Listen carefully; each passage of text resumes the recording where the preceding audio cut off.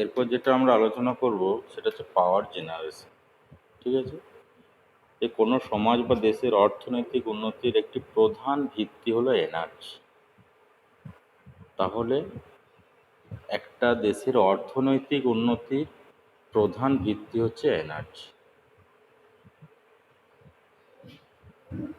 তাহলে কি হলো না, এনার্জি কিন্তু একটা দেশের অর্থনৈতিক পরিকাঠামোটাকে পরিবর্তন করতে পারে। সমাজের উন্নতির সাথে সাথে কনভেনশনাল এনার্জি অর্থাৎ থার্মাল, হাইড্রোইলেকট্রিক, নিউক্লিয়ার এই সমস্ত এনার্জিগুলোর উৎসগুলো কি হচ্ছে, ক্রমশ হ্রাস পাচ্ছে। তাই আমাদের বিকল্প রূপে নন কনভেনশনাল এনার্জির উপর দৃষ্টিপাত করা প্রয়োজন এসে পড়েছে। অর্থাৎ আমরা বলছি যে কোনো দেশের অর্থনৈতিক পরিকাঠামোর হাতিয়ার হচ্ছে এনার্জি, আর সেই এনার্জিকে আমরা প্রধানত দুভাগে ভাগ করছি, একটা হচ্ছে কনভেনশনাল এনার্জি আর একটা হচ্ছে নন কনভেনশনাল এনার্জি। আমরা প্রত্যেককে কম বেশি জানি যে কনভেনশনাল এনার্জিগুলো কিন্তু আমাদের কাছে আস্তে আস্তে হ্রাস পাচ্ছে। তার ফলে কি হচ্ছে, এমন একটা দিন আসতে পারে যেদিন আমাদের এই এনার্জিগুলো হয়তো শেষ হয়ে যাবে। তাহলে তখন আমাদের কাছে বিকল্প রূপে কি কিছু থাকবে না? বা তখন যদি এই এনার্জিগুলো শেষ হয়ে যায় তখন আমরা কি করব? তাই আমাদের মানব সমাজ অনেক আগে থাকতে ভাবতে শুরু করেছে, যদি আমাদের কাছে এই এনার্জিগুলো শেষ হয় তাহলে আমরা কি করব? কারণ পাওয়ার এমন একটা জিনিস যেটা আমাদের কাছে আজকের মুহূর্তে যদি 2 মিনিট চলে যায় তাতেই আমাদের কি অবস্থা হয়। তার জন্যে কিন্তু সেইটাকে কন্টিনিউ করার জন্য, অর্থাৎ যাতে আমাদের কাছে ইলেকট্রিক সাপ্লাই অনবরত থাকে, সেইটাই কিন্তু ভাবতে চলেছি আমরা। কিন্তু সেই ভাবার পথে কি আসছে না, যে কনভেনশনাল এনার্জি সেগুলো কিন্তু আমাদের কাছে শেষ হতে চলেছে, বা শেষের কোনো দিন যদি শেষ হয় তখন আমরা কি করব, আর তখন আমরা নন কনভেনশনাল এনার্জির উপর কিন্তু আমাদেরকে দৃষ্টিপাত করতে হবে। তাই আমাদের আগে থাকতে উচিত যে আমাদের কাছে শেষ হয়ে যাওয়ার আগেই যদি আমরা সেই এনার্জিগুলোর উপর আমরা আলোকপাত করি তাহলে কিন্তু আমাদের অনেক সুবিধা। যার জন্য আজকে আমাদের যে সমস্ত নন কনভেনশনাল এনার্জিগুলো আছে, সোলার, উইন্ড, টাইডাল, বায়োগ্যাস, এই সমস্ত এনার্জিগুলোর উপর আমাদের জোর দেওয়া হচ্ছে। এই জোর দেওয়ার ফলে কি হচ্ছে না, আমাদের কাছে বিকল্প রাস্তা বেরিয়ে আসছে, যাতে আমাদের কাছে যদি কোনো দিন কনভেনশনাল এনার্জি শেষ হয়ে যায় তাহলে আমরা এই এনার্জির উপর ডিপেন্ড করে কিন্তু আমাদের পাওয়ার জেনারেশনটা চালিয়ে যেতে পারবো। সেক্ষেত্রে আমাদের দেশই যদি বলি, ইন্ডিয়া কিন্তু সোলারের উপর অনেকটা ডেভেলপ করেছে অন্য অন্য এনার্জিগুলোর থেকে। আজ পর্যন্ত যেটা চলে আসছে অল ইন্ডিয়া ব্যাপী, যে আমরা কিন্তু থার্মাল এনার্জির উপর অনেক বেশি নির্ভরশীল হয়ে আছি। আমাদের দেশের কথা বলছি, আমি অল ইন্ডিয়ার কথা বলছি, ওয়ার্ল্ডের কথাই যাচ্ছি না। সেক্ষেত্রে আমাদের দেশ কিন্তু থার্মালের উপর অনেকটা নির্ভরশীল, যাতে করে আমরা থার্মাল এনার্জি থেকে বেরিয়ে এসে এই সমস্ত নন কনভেনশনাল এনার্জিগুলোর উপর যদি আমরা পাওয়ার জেনারেশন করতে পারি তাহলে কিন্তু আমাদের দেশের উন্নতি হবে, এবং সেটা একদিন আমাদের কাছে শেষ হওয়ার কোনো সম্ভাবনা থাকবে না। এই থার্মাল এনার্জি যেটা আমরা বলছি, অর্থাৎ থার্মাল পাওয়ার প্ল্যান্ট যেগুলো, সেখানে ভাবে পাওয়ার জেনারেশন হয় সেটা আমরা আলোচনা করব। অর্থাৎ কনভেনশনাল এনার্জি এবং নন কনভেনশনাল এনার্জি দুটো পার্টে আমরা আলাদা আলাদাভাবে পাওয়ার কিভাবে জেনারেশন হয় সেটা আমরা আলোচনা করব। তা আমরা প্রথম যেটা আলোচনা করব সেটা হচ্ছে থার্মাল পাওয়ার প্ল্যান্ট, অর্থাৎ থার্মাল যেটা আমরা বলছি, অর্থাৎ তাপ শক্তি থেকে বিদ্যুৎ শক্তিতে রূপান্তরিত। আমরা প্রত্যেকে একটা জিনিস জানি যে আমরা কিন্তু শক্তি সৃষ্টি বা ধ্বংস করতে পারি না। আমরা কি করতে পারি, এনার্জি, একটা এনার্জি থেকে আর একটা এনার্জিতে শুধু কনভার্ট করতে পারি, কিন্তু আমরা তাকে ধ্বংস বা সৃষ্টি করতে পারি না। এখানে আমরা থার্মাল পাওয়ার প্ল্যান্ট যেটা বলছি, অর্থাৎ সেখানে কি হয় না, সেখানে কয়লাকে পুড়িয়ে তাপ উৎপন্ন করে এবং সেইখান থেকে আমরা পাওয়ার জেনারেশন করে থাকি। তো আমরা এই থার্মাল পাওয়ার প্ল্যান্ট যেটা বলছি, অর্থাৎ পাওয়ার জেনারেটিং স্টেশন, সেটাকে আমরা মেনলি যদি চারটে পার্টে ভাগ করি, প্রধানত চারটে পার্টে আলাদা আলাদাভাবে আলোচনা করি, তাহলে আমাদের অনেকটা বুঝতে সুবিধা হবে। কি কি সেগুলো? একটা হচ্ছে কোল হ্যান্ডেলিং প্ল্যান্ট, অর্থাৎ কয়লাটাকে কিভাবে কোন প্রসেসে আমরা নিয়ে যাব। একটা হচ্ছে অ্যাশ হ্যান্ডেলিং প্ল্যান্ট, অর্থাৎ কয়লা পুড়ে যাওয়ার পর যে ছাইটা উৎপন্ন হবে সেইটা আমরা কি প্রসেসে বাইরে বের করব।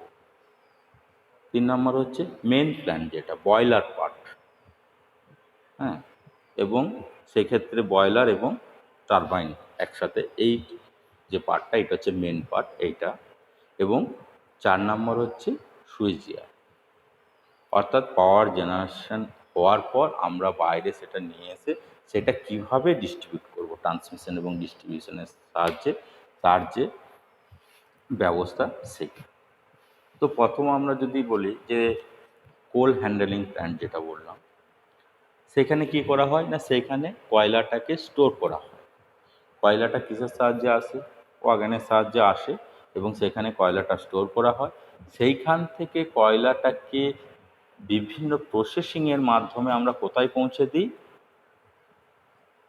মেন পার্টে, অর্থাৎ কয়লাটাকে যেখানে পোড়ানো হচ্ছে, অর্থাৎ ঠিক বয়লারের নিচের অবস্থা, সেইখানে আমরা পৌঁছে দিই। এগুলো কিসের সাহায্যে? আমরা অনেক হয়তো শুনে থাকি যে চলন্ত সিঁড়ি, অর্থাৎ সেখানে কি করা হয়, বেল্টের সাহায্যে, চলন্ত বেল্টের সাহায্যে কিন্তু এগুলোকে, কয়লাগুলোকে নিয়ে যাওয়া হয়। ওইগুলোকে বলা হয় কারসার। কারসারের সাহায্যে বিভিন্ন জায়গাগুলো পয়েন্ট করা থাকে, সেখানে আমরা ফিতের মাধ্যমে ওই কয়লাটাকে নিয়ে যাই। আর আমাদের মধ্যে একটা ধারণা থাকতে পারে যে কয়লা, ওই বড় বড় কয়লার যে চাপ, সেগুলো হয়তো পুড়িয়ে আমরা কি করি, তাপ উৎপন্ন। কিন্তু না, ওই কয়লাটাকে নিয়ে যেয়ে ওইখানে পুরো গুঁড়ো করা হয়, গুঁড়ো করে সেইটাকে বয়লারে দেওয়া হয়। বয়লারের নিচে যেখানে ফার্নেসের মতো বানানো আছে, সেই জায়গায় কিন্তু আমরা কয়লাটাকে পোড়াই। আমরা যেমন দেখেছি অনেকে তেল কল দেখেছি, যেখানে আমাদের সর্ষে, তিল ইত্যাদিকে পেশাই করে তেল উৎপন্ন হয়, এটা আমরা অনেকে দেখে থাকি। ঠিক ওই প্রসেসই কিন্তু ওইখানেও কয়লাটাকে গুঁড়ো করা হয় প্রথমে, তারপরে কয়লাটাকে কি করা হয়, পোড়ানো হয়। পোড়ানোর ফলে কি হয়, জলকে স্টিমে উৎপন্ন করা হয়, জল থেকে স্টিম, অর্থাৎ জলটাকে গরম করা হয়। সেই জলটাকে কিভাবে গরম করা হয় সেটা আমি একটু দেখাচ্ছি, জলটাকে কিভাবে গরম করা হয়।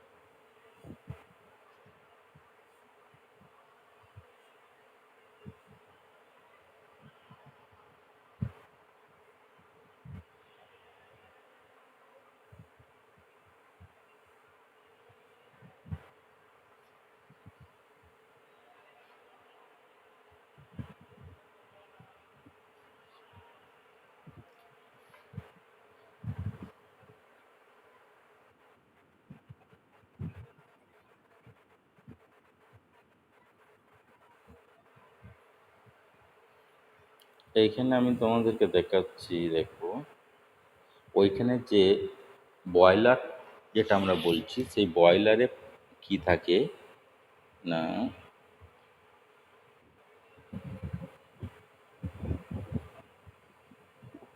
এরকম ভাব পাইপগুলো থাকে, যেটাকে আমরা বয়লার বলছি, অর্থাৎ যেখানে জলটা গরম করা হচ্ছে, এরকম ভাব পাইপগুলো ওইখানে থাকে। অর্থাৎ এই পাইপের মধ্যে দিয়ে জল আছে। আর নিচে কি করা হচ্ছে, নিচেতে এখানে কি করা হচ্ছে, কয়লা পুড়ছে। কয়লা পুড়ে কি হচ্ছে, এই জলটাকে স্টিমে পরিণত করছে। জলটাকে কিসে পরিণত করছে, স্টিমে পরিণত করছে।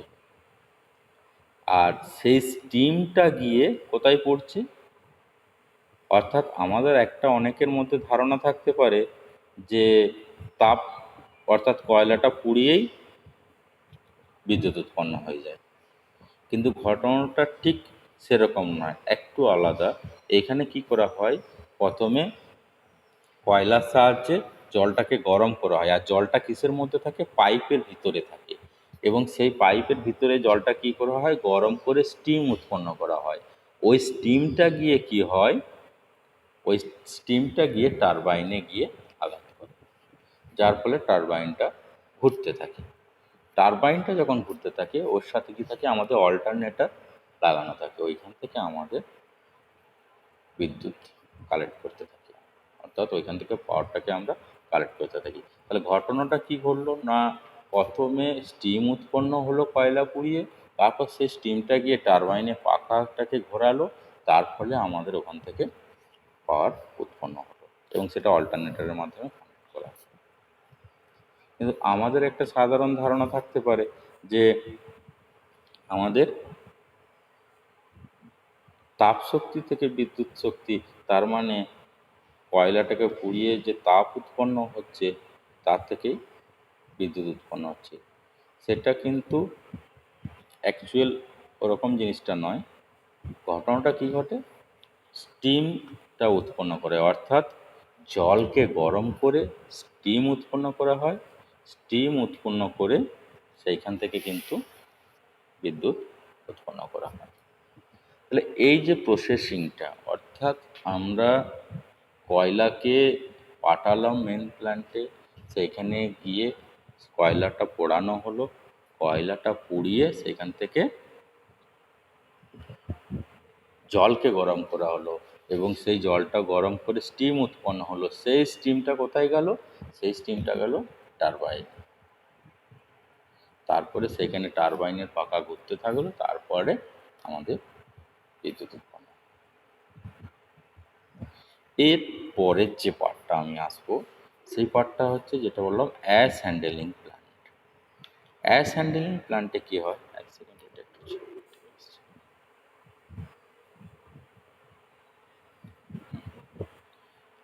অ্যাশ হ্যান্ডেলিং প্ল্যান্টে কী হয় না, এই যে কয়লাটা পোড়ানো হলো, কয়লাটা পোড়ানোর ফলে কি উৎপন্ন হবে, একটা ছাই উৎপন্ন হবে। কয়লা পুড়লে কি হয়, ছাই হয়। তাহলে সেই ছাইটা আমরা কি করব, সেই ছাইটাকে আমরা কি প্রসেসিংয়ের মাধ্যমে বাইরে নিয়ে যাব, এই যে প্রসেসিং পার্টটা, এটাকে বলা হচ্ছে অ্যাশ হ্যান্ডেলিং প্ল্যান্ট।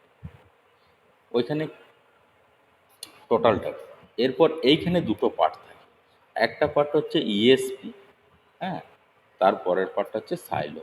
অর্থাৎ প্রথমে ইএসপিতে ছাইটা কালেক্ট করা হয়, সেইখান থেকে কালেক্ট করে নিয়ে গিয়ে সাইলোকে নিয়ে যাওয়া হয়, সাইলোর থেকে ছাইটাকে বিভিন্ন প্রসেসিংয়ে আবার বাইরে পাঠানো হয়, কখনো গাড়ি লোডিং হয়, কখনো সেটা ডাইকে পাঠানো হচ্ছে, বিভিন্ন প্রসেসিং। তাহলে ইএসপিতে কি হয়, ইএসপি জিনিসটা কি না, ইএসপি হচ্ছে ছাইটা পড়লো, পড়ার পর সেই ছাইটাকে আমরা ইএসপিতে নিয়ে আসবো। সেটা আনবো কীভাবে না, সেইখানে আনা হয় ফ্যানের সাহায্যে, অর্থাৎ ফ্যানের বাতাসের ফোর্সে সেটাকে নিয়ে আসে, মানে আইডিএফটি ফ্যান থাকে, সেই ফ্যানের সাহায্যে গরম ছাইটাকে উড়ন্ত অবস্থায় ইএসপিতে আনা হয়। উড়ন্ত অবস্থায় যখন ইএসপিতে আনা হয়, তখন সেখানে ইএসপিতে কী করা হয়, কালেক্টিং প্লেট লাগানো থাকে। প্রথমে ছাইগুলো উড়ন্ত অবস্থায় আসছে, কালেক্টিং প্লেটে, অর্থাৎ এরকম প্লেট আছে, সেখানে প্লেটে লাগছে, আর প্লেটের নিচে কি করা আছে, এরকম জায়গাতে এখানে লম্বালম্বি দণ্ড দিয়ে মোটরের সাথে ফিক্সড করা আছে। ও মোটরটা সবসময় ঘুরতে থাকছে, আর এই প্লেটটাকে সবসময় হ্যামারিং করতে থাকছে, যার ফলে যে ছাইটা উড়ন্ত অবস্থায় আসছে সেই ছাইটা কি হচ্ছে, হ্যামারিং হচ্ছে, নিচে ঝরে পড়ছে। ওখানে এআরএম এবং সিআরএম বলে দুই ধরনের মোটর লাগানো থাকে। সেই মোটরগুলো কি করছে, শুধু ছাইটাকে কালেক্ট করে নিচে ফেলছে। নিচেতে কি আছে, নিচেতে আছে হপার, হপারে গিয়ে জমা হচ্ছে। আমি তোমাদেরকে একটা ছবির সাহায্যে বোঝানোর চেষ্টা করছি। এটা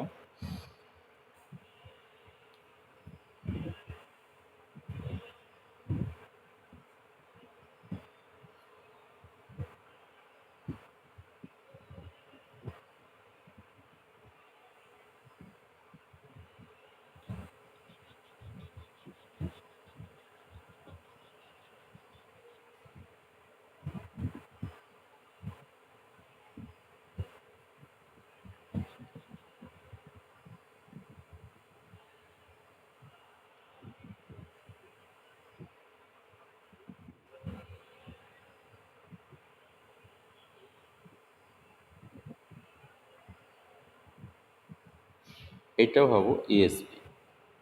এদিক থেকে কি হচ্ছে, ছাইটাকে উড়ন্ত অবস্থায় আনা হচ্ছে এই দিক দিয়ে ফ্যানের সাহায্যে।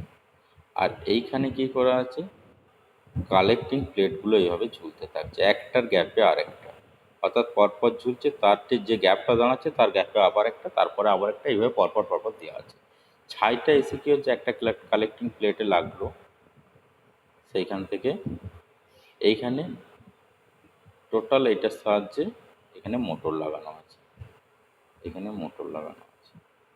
এবার কি হলো, ছাইগুলো আসছে এদিকে আর কালেক্টিং প্লেটে লাগছে, মোটর হ্যামারিং করে নিচেই ফেলছে।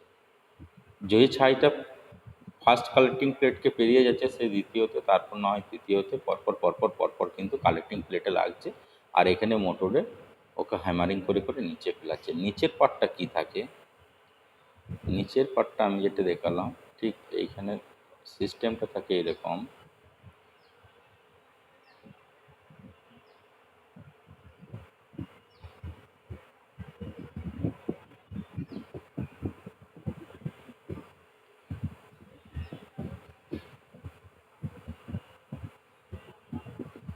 এরকম, অর্থাৎ এইখানে যে ছাইগুলো ঝরে পড়ছে সেগুলো এসে কোথায় পড়ছে, এরকম হপারে, অর্থাৎ ধামার মতো জিনিসটা দেখতে কিছুটা, সেই হপারে এসে জমা হচ্ছে। এটাকে বলা হয় হপার, গরম ছাই। এই হপারের সিস্টেমটা কি থাকে, হপারের সিস্টেমটা থাকে, হপারের মধ্য দিয়ে নিচেতে দুটো ভাল্ব থাকে, দুটো ভাল্ব থাকে, এখানে একটা পরপর দুটো ভাল্ব থাকে, আর এইখানে পাইপ লাইন, ভাল্বের সাথে পাইপ লাইন কানেক্ট করা আছে। ঘটনাটা কি হয়, এইখানে যখন ছাইটা জমা হয়, ছাইটা জমা হয়ে ওখানে রয়ে যায়। তারপরে এইখানে যে ভাল্ব, প্রথম ভাল্বটা আমি দেখালাম, এই ভাল্বটা, এই ভাল্বটার সাথে পাইপ লাইন কানেক্ট করা আছে। এই ভাল্বটার সাহায্যে কী হয়, ভাল্বটাকে অটোমেটিক্যালি রিমোটের সাহায্যে অপারেট করা যায়। হ্যাঁ, সেখানে ভাল্বটাকে খুললাম, খোলার পর এই পাইপ লাইনের মধ্য দিয়ে ছাইটাকে আমি উড়ন্ত অবস্থায় নিয়ে যেতে পারি। সেটা বাই ফোর্স এয়ারের সাহায্যে, বাতাসের সাহায্যে আমি উড়ন্ত অবস্থায় সাইলো পর্যন্ত নিয়ে যাই। আর কি করি, আরেকটা ভাল্ব তাহলে কেন আছে, আর একটা ভাল্ব এখানে লাগানো আছে, যদি আমার এই হপারের মধ্যে ছাইটা ঠান্ডা হয়ে যায় তাহলে কিন্তু এই পাইপ লাইনের ভাল্ব দিয়ে নামবে না, এবং এই পাইপ লাইনের মধ্যে উড়ন্ত অবস্থায় তখন নিয়ে যাওয়া যায় না। যার ফলে কী হয়, যখন কোনো কারণে যদি আমার এই হপারের ছাইটা ঠান্ডা হয়ে যায় তখন এই দ্বিতীয় ভাল্ব দিয়ে এখানে ওটাকে খালি করানো হয় হপারটাকে।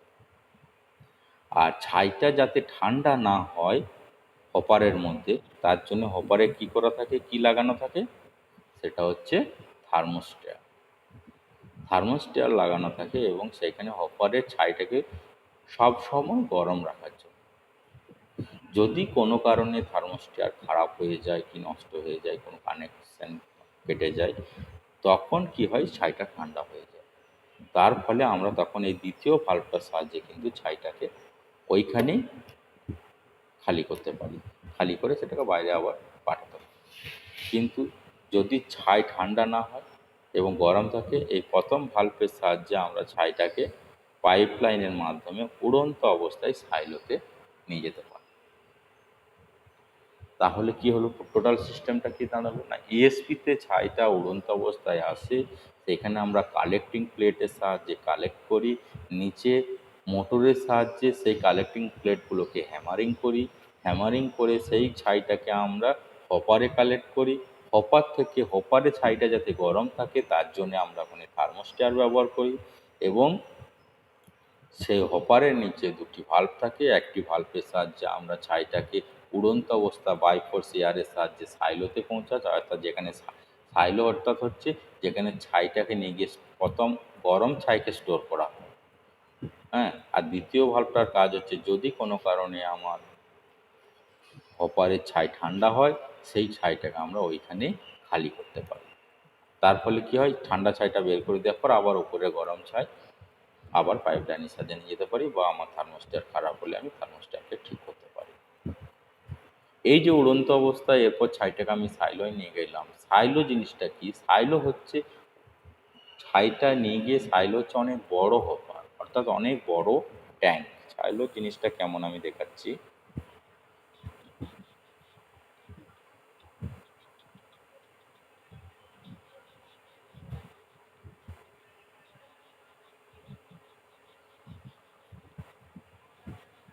সাইলো হচ্ছে যে আমরা যে গরম ছাই, আমি যে হপার দেখালাম সেটা একটা দুটো হপার নয়, এটা অনেক হপার থাকে। একটা ইএসপিটা যত বড় তার নিচে যতটা জায়গা থাকে, অর্থাৎ আমি যদি একটা এক্সাম্পল হিসেবে বলি, হ্যাঁ, যে একটা 500 মেগাওয়াট ইউনিট যদি হয়, হ্যাঁ, তার নিচে এরকম কমপক্ষে 64টা হপার থাকে। হ্যাঁ, তাই এতগুলো হপারের ছাইটা কোথায় যায়, এরপর সেটা আমি দেখাচ্ছি। সাইলো হচ্ছে এই ধরনের একটা ট্যাঙ্ক, বড়, হ্যাঁ,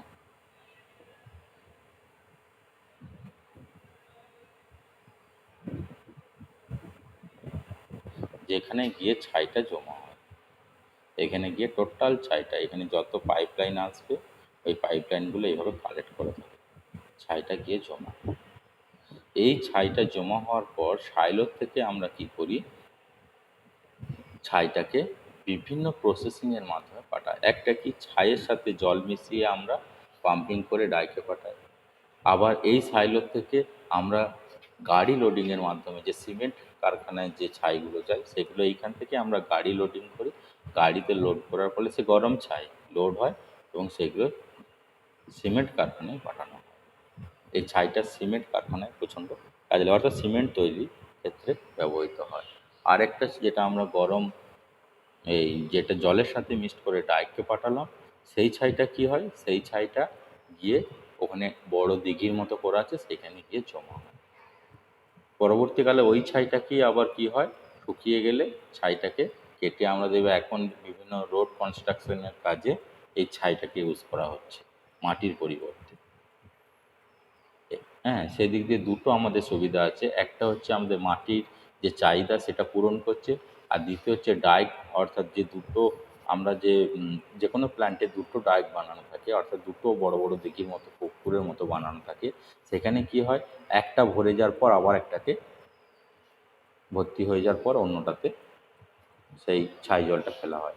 তার ফলে কী হয়, একটা ভর্তি হয়ে যাওয়ার পর দ্বিতীয়টাতে যখন ফেলা হয় তখন এটা শুকিয়ে যায়, এবং সেইখানে আমরা কি করি, সেই শুকিয়ে যাওয়ার ফলে, অর্থাৎ জলটা শুকিয়ে যাওয়ার ফলে সেই ছাইটাকে আমরা জেসিবির সাহায্যে কেটে নিয়ে এসে রোড কনস্ট্রাকশনের কাজে লাগাতে পারি। সেখানে সিস্টেমটা কেমন করা থাকে একটু তোমাদেরকে আমি দেখাচ্ছি। মনে করো এটা একটা ট্যাঙ্কের মতো দেখাচ্ছি, একটা পুকুর আর এখানে একটা পুরো, অর্থাৎ দিঘির মতো দুটো বানানো আছে। ঠিক আছে, যখন এইটা এই লেভেল পর্যন্ত জল ছাই পূর্ণ হলো, তারপরে কি হলো, এই জায়গাটা কেটে দিই।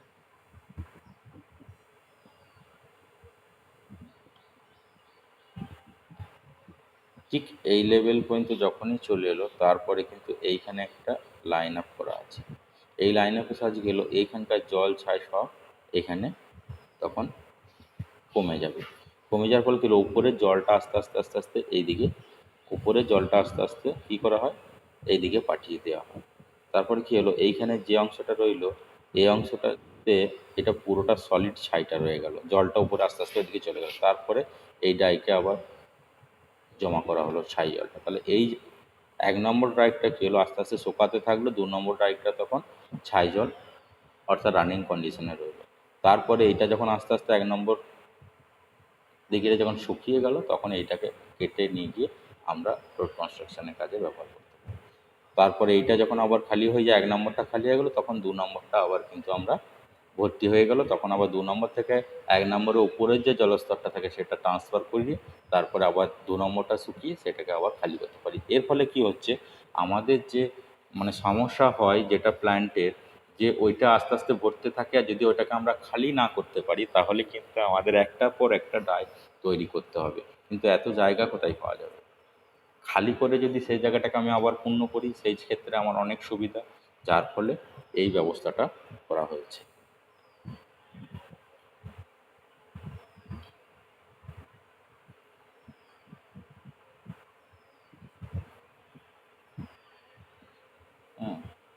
তো আমরা যেটা মেনলি বলতে চাইলাম যে প্ল্যান্টের যে আমরা চারটে পার্ট ভাগ করলাম, একটা হচ্ছে অ্যাসেম্বলিং, হ্যাঁ, কোল হ্যান্ডেলিং, অ্যাসেম্বলিং এবং মেন পার্ট যেটা বয়লার এবং টারবাইন এবং সুইচ গিয়ার। তার মধ্যে আমরা কোল হ্যান্ডেলিং এবং অ্যাসেম্বলিংয়ে ম্যাক্সিমামটা আলোচনা করেছি। মেন প্ল্যান্টে কী ঘটনাটা হয় সেটাও বললাম।